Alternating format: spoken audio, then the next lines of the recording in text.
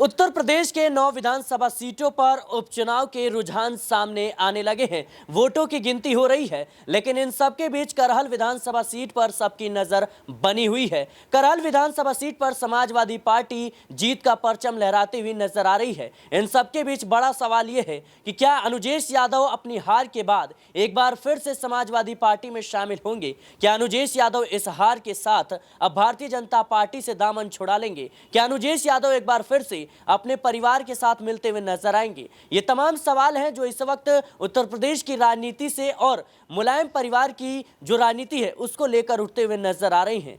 बात करेंगे, हमारे साथ नाजमिन मौजूद है। नाजमिन, कैसे देख रहे हैं आप? जिस तरीके से हम अनुमान लगा रहे थे कि करहल जो सीट है वो समाजवादी पार्टी का गढ़ है और वहां से अनुजेश यादव का जीतना लगभग नामुमकिन है, और वैसा ही रुझान जो है हमें देखने को मिल रहा है। और जाहिर सी बात है कि ये जो चीजें थी ये होना ही था, और खास तौर पर देखा जाए तो अभी तेज प्रताप यादव जो है वो आगे नजर आ रहे हैं। तो क्या लगता है आपको कि इस हार के बाद अनुजेश यादव कहीं ना कहीं परिवार के साथ मिलते हुए नजर आएंगे अपने जो राजनीतिक भविष्य है उसको बचाने के लिए? देखिए, इसका जवाब मैं दो बिंदुओं पर देना चाहूँगी। पहला तो जब उत्तर प्रदेश में उपचुनाव हुआ तो उपचुनाव के बीच में बड़े वाद विवाद भी हुए और बड़ा एक्शन पुलिस अधिकारियों के जरिए लिया भी गया। सीसामऊ, कुंदर की और मीरापुर विधानसभा सीट एक ऐसी विधानसभा सीटें बनी जहां पर वोट डालने से पुलिस अधिकारियों ने आम जनता को रोका। देखिए, मीरापुर की वो घटना जगजाहिर है जहां पर एक महिला के ऊपर पुलिस अधिकारी बंदूक दाग देते हैं और वो कहते हैं कि ऊपर से हमें ऑर्डर है कि हम वोट ना डालने दें। यानी कि ये आरोप लगाए जा रहे हैं कि कुछ ऐसे भी लोग हैं जो फर्जी वोटर आईडी कार्ड के साथ वोट डाल रहे हैं। ऐसे अराजक तत्वों को ढूंढने के लिए पुलिस अधिकारियों को लगाया गया है, लेकिन चुनाव आयोग ने सीधा हिदायत दे दिया था कि पुलिस अधिकारियों का काम सुरक्षा मुहैया कराना है, ना कि यहाँ पर वोटर आईडी कार्ड चेक करना, आधार कार्ड चेक करना, या किसी भी महिला का बुर्खा उठाकर या किसी भी महिला का आप ओढ़नी उठाकर उसका चेहरा देखें। ये अधिकार सिर्फ जो पोलिंग बूथ पर जो अधिकारी हैं उनका काम है कि वो जांच पड़ताल करेंगे, लेकिन पुलिस अधिकारी चुनाव आयोग के नियमों का भी उल्लंघन करते हुए नजर आए और सीधे तौर पर देखा जाए तो कई इंस्पेक्टर को सस्पेंड भी कर दिया जाता है इस पूरे मामले पर। लेकिन जब हम इस पूरे विवादों के बीच में वोट प्रतिशत को देखते हैं तो 2022 के मुकाबले वोट प्रतिशत घटता हुआ दिखाई देता है।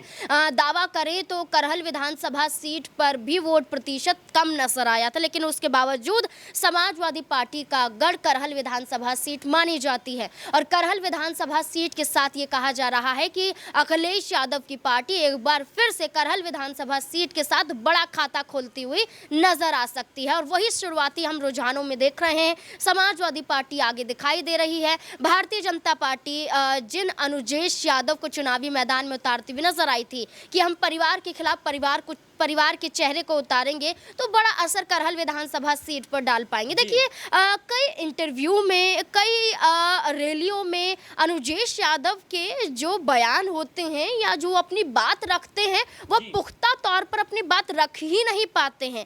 जब उनसे सवाल किए जाते हैं कि कैसे देख रहे हैं कि परिवार से ही लड़ा दिया बीजेपी ने आपको, तो वो कहते हैं कि परिवार की लड़ाई है ही नहीं, ये तो बीजेपी और समाजवादी पार्टी की लड़ाई है, और बीजेपी ने मुझ पर भरोसा दिखाया है तो मैं जरूर बीजेपी को चुनाव जिता कर रहूंगा। देखिए, एक तरफ तो वो परिवार का साथ दे रहे हैं कि परिवार की लड़ाई है ही नहीं, यानी कि वो संकेत दे रहे हैं कि यहाँ पर मैं बीजेपी का उम्मीदवार बनाया तो गया हूँ, लेकिन मैं परिवार से अलग भी नहीं हूँ। तो ऐसे में जो मैंने पहले बिंदु की चर्चा की कि पुलिस अधिकारियों का जो एक्शन हुआ था वो बड़ी वजह बन सकता है कि समाजवादी पार्टी का असर उत्तर प्रदेश के 9 विधानसभा सीटों पर पड़ता हुआ नजर आए। इसके साथ साथ अनुजेश यादव के ये बयान, अपर्णा यादव का अगर हम जिक्र कर लें तो अपर्णा यादव जब एक कार्यक्रम में जाती हैं तो ये कहती हैं कि परिवार अलग, राजनीति अलग, मैं परिवार से जुड़ी हुई अभी भी हूँ, मैं शिवपाल यादव से मुलाकात करती हूँ, अखिलेश यादव जी मेरे बड़े भाई हैं, वो मुझे आशीर्वाद समय समय पर देते रहते हैं।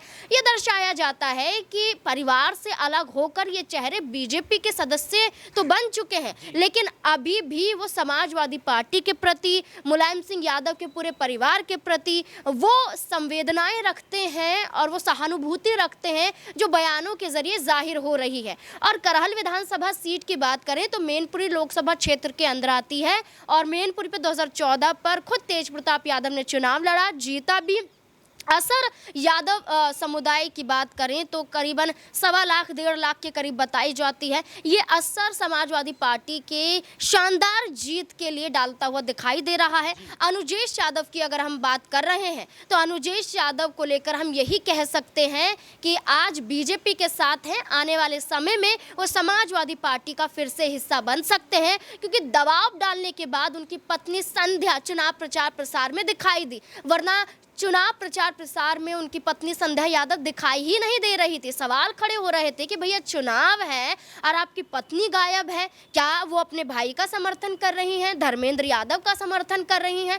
तो चुप्पी को कहीं ना कहीं ये जो सवाल खड़े हो रहे थे उसका जवाब देने के लिए, चुप्पी तोड़ने के लिए उन्होंने एक काम किया, अपनी पत्नी को चुनावी मैदान में उतार दिया, प्रचार प्रसार करती हुई नजर आई। लेकिन कहीं ना कहीं ये संकेत है कि सपा का हिस्सा जरूर बन सकते हैं और इस बार करहल विधानसभा सीट सपा के खाते में जा रही है। लेकिन नाज़मीन, जिस तरीके से उपचुनाव के दौरान चुनाव प्रचार में जब अनुजेश यादव खुले तौर पर कहते हुए नजर आए कि मैं कभी भी समाजवादी पार्टी में नहीं जाऊंगा, मैं भारतीय जनता पार्टी का सेवक हूं, कार्यकर्ता हूं और मैं टिकट नहीं भी मिलेगा जब भी मैं इसी पार्टी में बना रहूंगा। वहीं दूसरी तरफ देखा जाए तो चाहे वो धर्मेंद्र यादव हो या फिर शिवपाल यादव हो, तमाम जो मुलायम परिवार के लोग हैं वो कहते हुए नजर आए कि जो अनुजेश यादव हैं वो भगौड़े हैं और कहीं ना कहीं उन्होंने गद्दारी की है और कभी भी उन्हें समाजवादी पार्टी में नहीं लिया जाएगा। लेकिन राजनीतिक लिहाज से देखा जाए तो बयानों का कोई महत्व नहीं होता है। क्या वाकई में कह सकते हैं जो परिस्थितियां अगर ऐसी बनती है, समाजवादी पार्टी बेहतर प्रदर्शन करती है उपचुनाव में और करहल से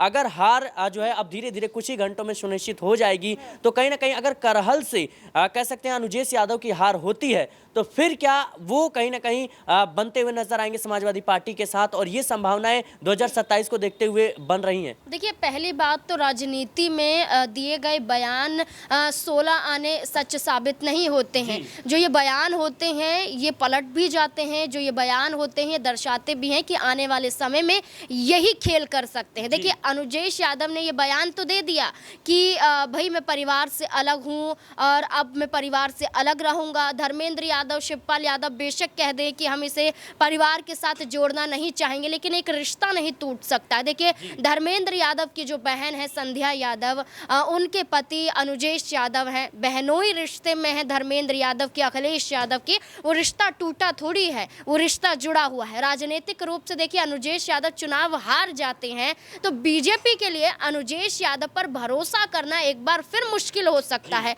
और 2027 के विधानसभा चुनाव में अनुजेश यादव को चेहरा तो बनाने वाले नहीं है बीजेपी कि चलिए हम अनुजेश यादव को फिर से चुनावी मैदान में उतार देते। देखिए, चुनाव जीता होता तो समझ सकते थे कि परिवार के खिलाफ इस चेहरे को उतारना तो बीजेपी के लिए फायदेमंद साबित होता हुआ नजर आया। लेकिन अगर हार रहे हैं तो ये चेहरा तो बिल्कुल भी सटीक साबित होता हुआ नजर नहीं आ सकता है। तो आप देखिए कि अपर्णा यादव 2022 से लेकर अब तक बीजेपी का हिस्सा हैं, लेकिन समाजवादी पार्टी के प्रति उन्होंने कभी भी दुश्मनी वाले बयानों का इस्तेमाल नहीं किया है। आज भी अगर देखा जाए तो स्वर्गीय मुलायम सिंह यादव को याद करते हुए वो कई बयान देती हैं कि मुलायम सिंह यादव जिंदा होते तो बीजेपी के साथ होते, बीजेपी उनके साथ होती, ये बयान देती हैं। मुलायम सिंह यादव जिंदा होते आज तो समाजवादी पार्टी कहाँ होती। मुलायम सिंह यादव ने आशीर्वाद एक वक्त पर नरेंद्र मोदी को दिया था जब से बीजेपी चुनाव जीत रही है। ये बयान तो अपर्णा यादव के हैं। वो ये दर्शाती है कि बिना समाजवादी पार्टी के, बिना यादव परिवार के बीजेपी चुनाव में खड़ी ही नहीं हो सकती, क्योंकि मुकाबला अगर होना है तो वो समाजवादी पार्टी से ही है। और यही दर्शाता है कि अनुजेश यादव के बयान भी अपर्णा यादव से मेल खाते हुए दिखाई दे रहे हैं। और अनुजेश यादव के ये बयान दर्शाते हैं कि अगर हार होती है तो बिल्कुल वो समाजवादी पार्टी का हिस्सा या यादव परिवार का हिस्सा तो वो है ही, देखिए इसे छोड़ नहीं सकते, वो परिवार का हिस्सा है, लेकिन एक रिश्ते के साथ साथ राजनीतिक रूप से भी वो साथ रह सकते हैं। देखिए अगर हम बात करें अनुजेश यादव की माता जी की, उनकी माता जी ने भी करहल विधानसभा सीट से चुनाव लड़ा था। जब करहल विधानसभा सीट नहीं, गुरेर विधानसभा सीट हुआ करती थी, चुनाव लड़ा और चुनाव जीता भी था। वो तब भी समाजवादी पार्टी के साथ थी, ऐसा नहीं था कि बीजेपी के साथ थी तो चुनाव जीत गई। समाजवादी पार्टी के साथ थी, चुनाव जीता था और जिले में पंचायत के सदस्य के रूप में खुद अनुजेश यादव भी रहे सपा के साथ। बीजेपी में है, कुछ पद नहीं है, कुछ ओहदा नहीं है, किसी भी स्तर पर वो अपनी भागीदारी नहीं दिखाते हैं। वो तो अचानक से उपचुनावों में दिखाई दिए, सक्रिय हुए, वो सक्रियता नजर नहीं आती है। तो कुछ भी हो सकता है सिराज, यहाँ पर उपचुनाव के नतीजों पर आधारित है। जी बिल्कुल दर्शकों, तमाम निगाहें जो है वो बनी हुई हैं उपचुनाव के नतीजों पर। शाम होते होते